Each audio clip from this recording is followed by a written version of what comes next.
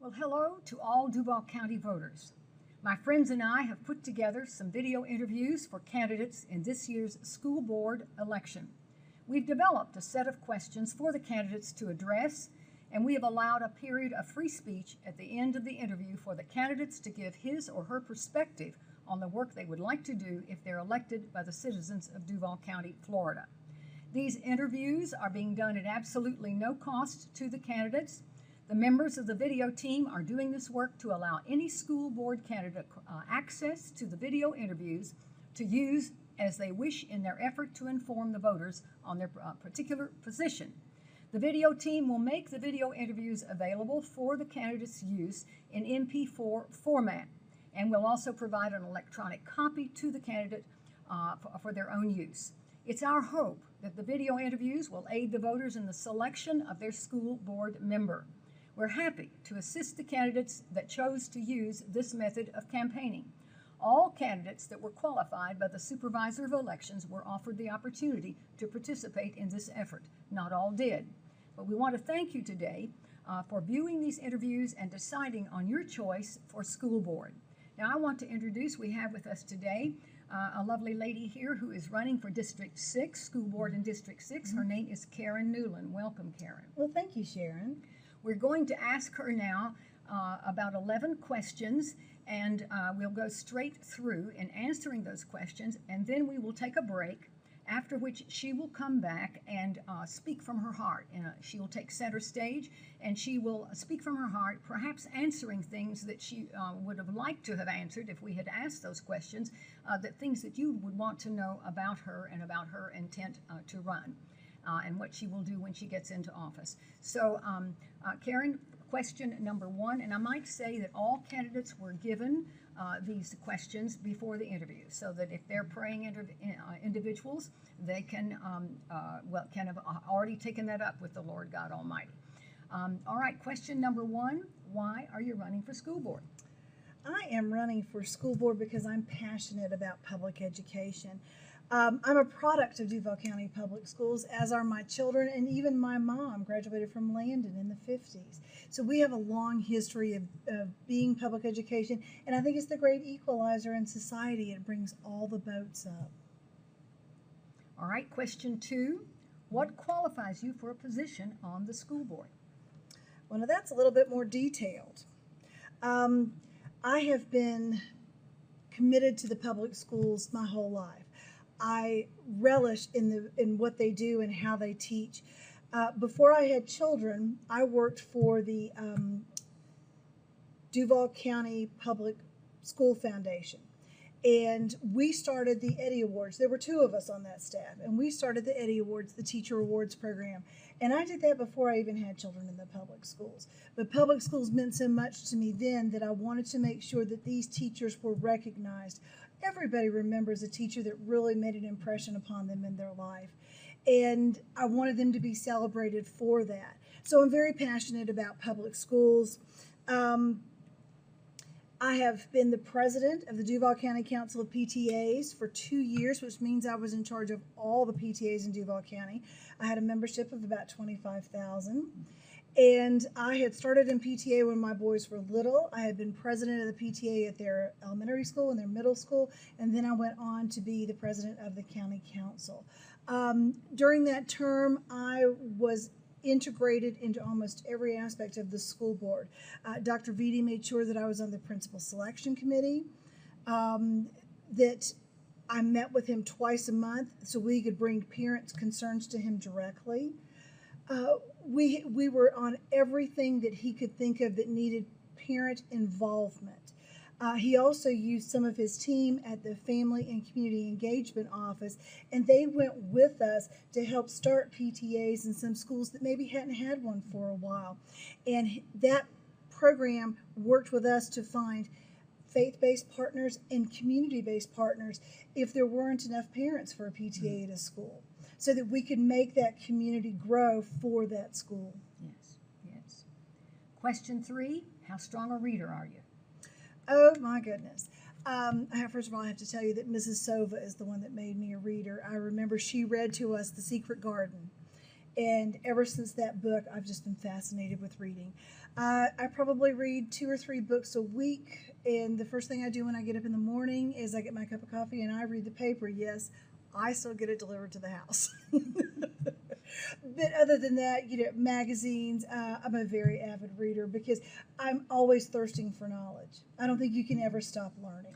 Right, yes. Question number 4. Have you overseen the generation and accounting of large budgets? In that something as complicated as the school board, that would be no. The school board budget is $1.7 billion.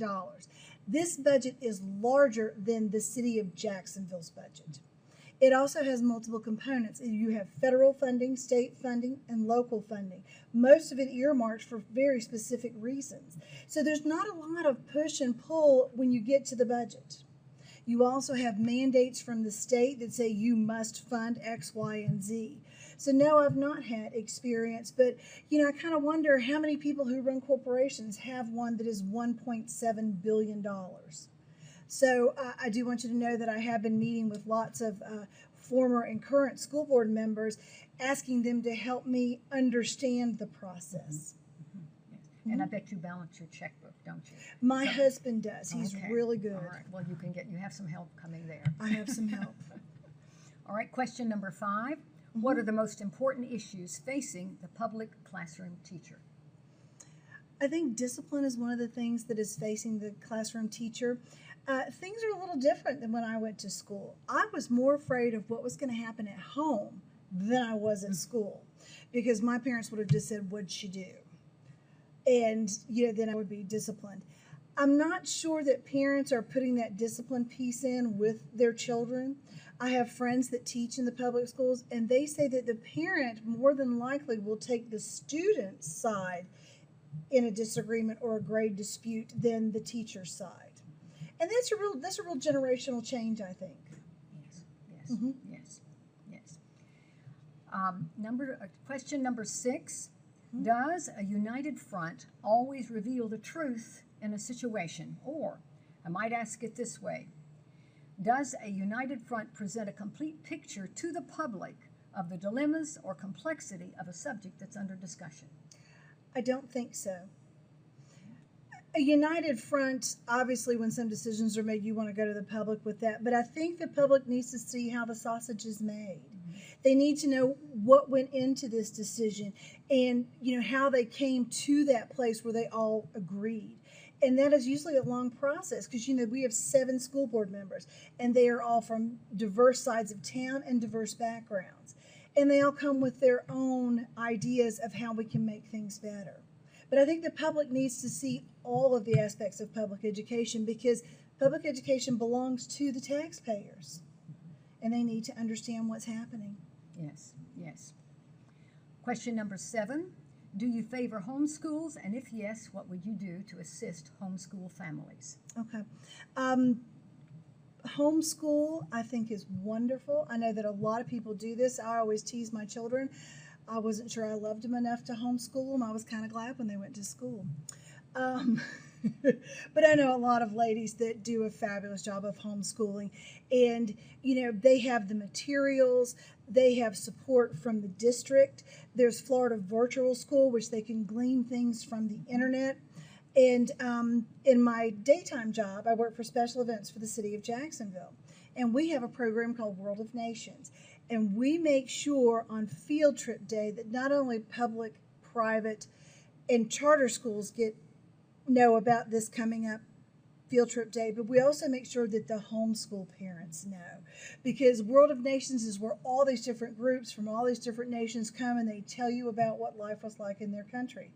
And it is such a broadening experience and a learning experience.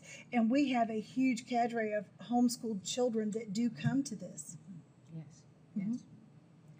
Now, question 8. Should superintendent be a position elected by the taxpayers? I think the superintendent should not be elected by the taxpayers. I think they should be busy running the schools and not running for election. All right. Question 9. What are the first 3 things you would seek to improve once you are elected? Career-ready programs in the schools. Not every child needs to go to college to be successful. And I think we need more options for children. There's no reason to go $40,000, $100,000 in debt to go to college and get a degree and you don't know what you're going to do with it. I have gotten the support of the building trades, the plumbers, the electricians, the carpenters, the sheet metal workers.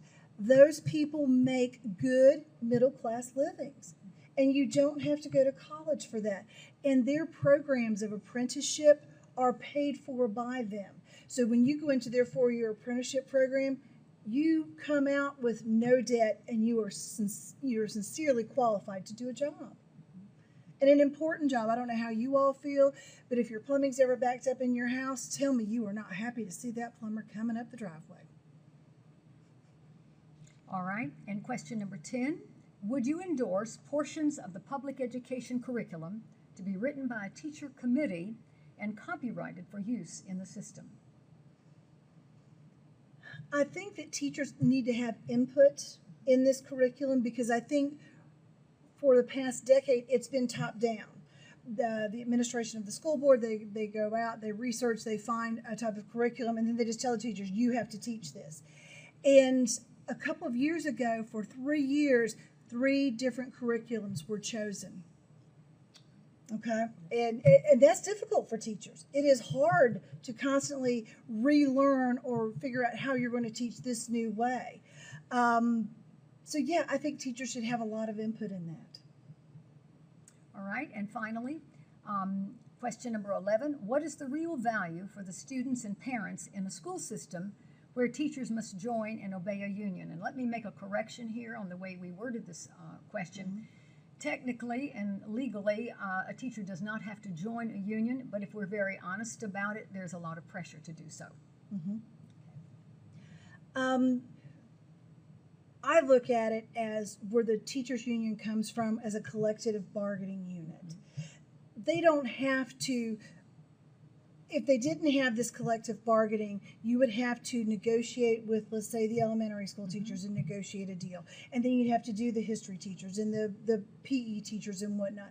And this brings everybody together so that everybody's on the same plane. Everybody's getting the same benefits. They're getting the same salaries. They know what's coming down the pike. Yes, yes. Mm-hmm. Well, viewers, what we're going to do right now is take a little break. And then Karen's going to take center stage. She's going to come back and she's going to speak even more to perhaps some of these things and some other things that are directly on her heart to you. Hello, my name is Karen Nuland and I'm running for School Board District 6. First, I want to thank the video team for putting this together and for doing it for all the school board candidates. School board is one of the most important jobs, I think, that is out there in the community, and I hope to be the person you choose and vote for to serve on the school board. I am a product of public education. My mother is a product of Duval County Public Schools, as are both of my sons. And I don't think we could have gotten a better education anywhere else. When you think about public education, please remember that 97% of people educated in the United States are educated in public schools. That should tell you how important public schools are. They are the ones that lift people out of poverty. They are the ones that nourish our children and the ideas and the careers that they choose. I want to be your school board member. I want to bring more career-ready programs into the public schools. I want to bring the community into the public schools. Schools are the heartbeat of any community. And we need everyone to take ownership of that because all of these children are our children. And we need to do whatever we can to make them healthy and successful. And I think that we can do that at the school board level. We need to make sure the community understands what's going on and what our needs are, because otherwise they wouldn't be able to meet them. Once again, my name is Karen Nuland. I'm running for School Board District 6, which is City Council District 14 and City Council District 12. So that means pretty much all of West Side. My district goes from Riverside to Argyle to Baldwin and everything in between. So please vote for Kieran Nuland on August 28th, and thank you.